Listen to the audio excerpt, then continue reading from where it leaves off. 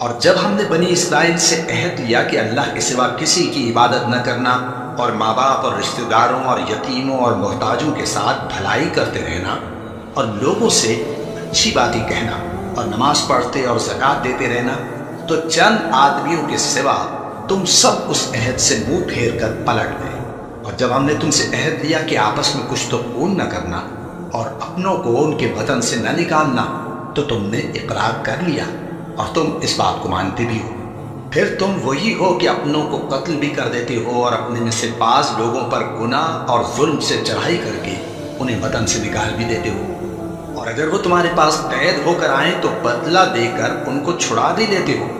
حالانکہ ان کا نکال دینا ہی تم پر حرام تھا۔ یہ کیا بات ہے کہ تم کتاب اللہ کے بعض احکام کو تو مانتے ہو اور بعض سے انکار کیے دیتے ہو؟ تو جو تم میں سے ایسی حرکت کریں ان کی سزا اس کے سوا اور کیا ہو سکتی ہے کہ دنیا کی زندگی میں تو رسوائی ہو،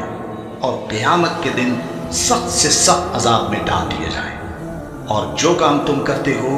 اللہ ان سے غافل نہیں۔ یہ وہ لوگ ہیں جنہوں نے آخرت کے بدلے دنیا کی زندگی خریدی، سو نہ تو ان سے عذاب ہی ہلکا کیا جائے گا اور نہ ان کو اور طرح کی مدد ملے گی۔